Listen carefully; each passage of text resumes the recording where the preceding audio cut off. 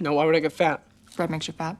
Bread makes you fat? If you're ever stuck wondering what it is you're actually putting into your body, you're definitely not alone. Consumers are constantly having to make tough and often uninformed decisions about food. So here are the top 10 secrets the food industry doesn't want you to know. How are they gonna fit in my body? Addictive chips.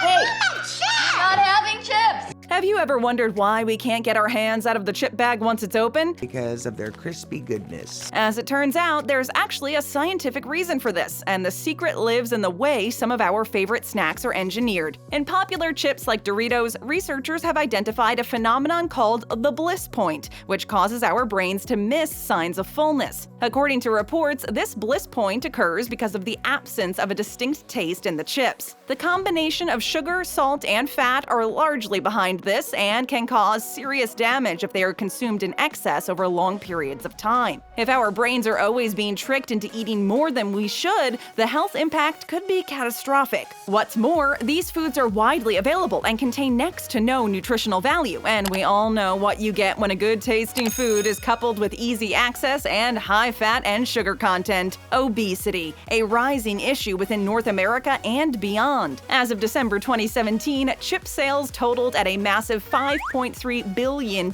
in sales, which is more than a 7% increase from the previous year, and the sales are only rising. We had better be careful with what we put in our bodies, or we just might end up like the people in WALL-E. I haven't eaten much today. Okay.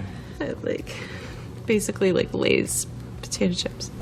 Nutell-all. You can have a finger scoop of Nutella. One finger scoop of Nutella. Fair. Most people are familiar with the delicious hazelnut spread that took the world by storm in 1969 when the already famous Italian spread came to the US. And while still being a chocolatey product, people's first impressions of Nutella were that it was a little healthier than some of the other spreads because of the strong emphasis on the inclusion of hazelnuts. Unfortunately, Nutella USA caught on to this and attempted to convince us that their product was a healthy breakfast option through a TV ad, which claimed that the three main ingredients are hazelnuts, skim milk, and a hint of cocoa, which, while not being false on its own, omits a lot of other ingredients, like palm oil, artificial flavors, and added sugar. Thankfully, the public became outraged at this and filed a class action lawsuit against the company in July of 2014 for falsely advertising Nutella as a health food. As a result, certain consumers of the product were reimbursed, and the company was required to modify their advertising as to not be misleading. It might seem extreme, but when you think about the fact that Nutella, the health food, was being advertised to mothers to give their kids, it makes a lot of sense that people were upset. So next time you're reaching for the Nutella first thing in the morning, maybe opt for a different spread. It's a Batman sweet, you get me? Candied energy bars.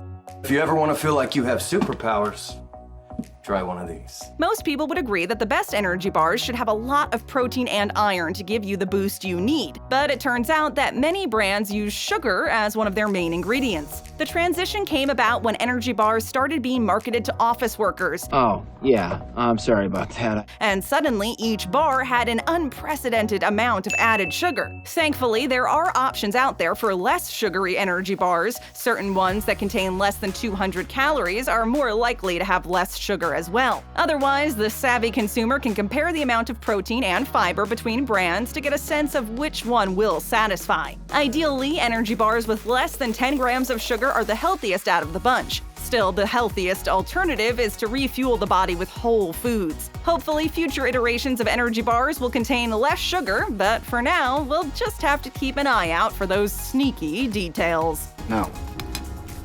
You eat this. Aw, honey. Honey. Hi, honey. I'm Ted.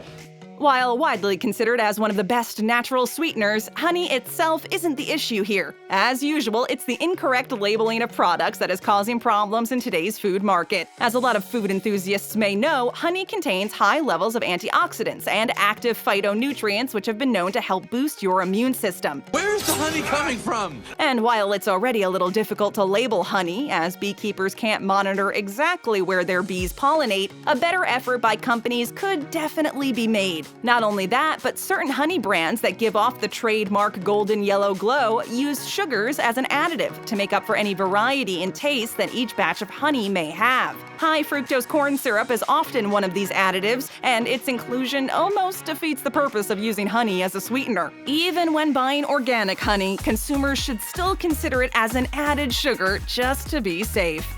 Is this a joke? What's shakin' bacon? Bacon. To the chagrin of many bacon lovers out there, this processed meat isn't all that it seems. According to recent studies, bacon is actually a carcinogen and has very few health benefits, but somehow it keeps flying off the shelves. This is largely because of misleading labeling, as there are bacon options that boast a nitrate-free marketing plug, leading consumers to believe that it is a natural meat and a good source of protein. A lifetime without bacon to make up for. I will keep eating and eating and eating. Okay, help me, I'm going down. However, there is no evidence to show that nitrate-free meat is any less harmful. Like the honey ordeal, consumers are led to believe that the product is something that it's not. We all know it's going to be tough to cut the bacon out of burgers, breakfast, and sandwiches, but it's not the end of the world. Once in a while is fine, but remember, everything in moderation. I want bacon! Sugary sweet lies. This has powdered sugar on it, and I ordered no sugar. When people talk about going on a diet, they are often referring to reducing the amount of unnecessary fat they consume. But contrary to popular belief, fat isn't the only major contributor to weight gain and health problems. My boyfriend thinks I'm fat. Highly addictive and found in high doses in many products, an excess of sugar is more to blame. And while we know that sugar isn't great for your arteries, there's a lot the food industry has covered up in order to keep consumers buying sugary products. According to NPR, National Public Radio, a study funded by the Sugar Research Foundation conducted in 1960 was doctored because of damning evidence of the correlation between the consumption of sugar and heart disease. The SRF funded the Harvard study, and the end result was a heavily edited view of the sugar industry, placing fat as the problem and discrediting many other studies suggesting that Americans lessen their sugar intake. The report was later published in 1967 in the New England Journal of Medicine, and no mention of special funding or SRF's involvement was included. Meant to be viewed as an independent study, this propagation of false information left Americans in the dark, and although we know better now, it should never have happened in the first place. I was so guilty of having so much sugar in my diet. Fat-free? What's that? That's not for us. Since we now know the negative effects of consuming excess amounts of fat, many companies have caught wise and began to market many of their unhealthy products as fat-free or trans-fat-free to soothe our worries. But little do we know, there are certain loopholes in this marketing tactic that allow for the rules to be bent. For example, if there is less than 1 gram of trans fat in a product, the company is not required to list it in the nutrition facts. But think about how much trans fat that could add up to if consumers are not aware of it being present in our foods. As for the no fat included claims, companies often make up for the process by packing foods with sugar to help their products still taste good. So while they're right that the item contains low to 0 fat, the level of sugar is almost always double what it should be, so the food still tastes good. This again harkens back to the war on fat and our misplaced focus on the true culprit of health problems, sugar. What do we do, Cap? We fight. People are led to believe these low-fat snacks are much healthier than they actually are, and as a result, they tend to overeat. Many whole foods are naturally low in fat and are much better options than their man-made counterparts, so the next time you're wanting a snack, look no further than the fresh produce section. Peanut butter. Ah, no. We don't stock stuff like that, lady. No gluten, no problem? What the heck is gluten? I mean, does gluten even exist? Today, many gluten-free options are harkened as the healthier alternative, as they are aligned with many vegan and vegetarian diets. Having gluten-free options is also a necessity, as those with celiac disease need the alternatives. But if consumers are just looking for a healthier version of bread, is gluten-free really the way to go? I don't know.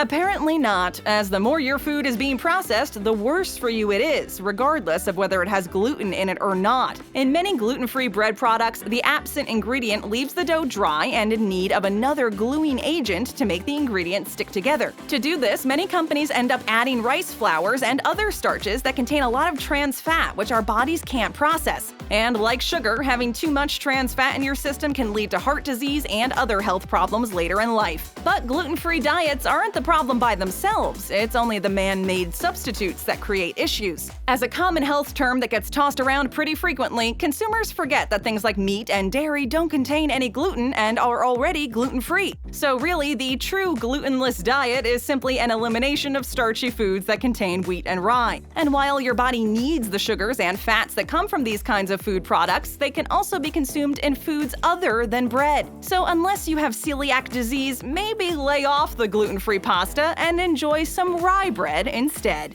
Or just eat it all the time without even stopping. Veggie-less veggie straws. The chips are really good though. They sure are.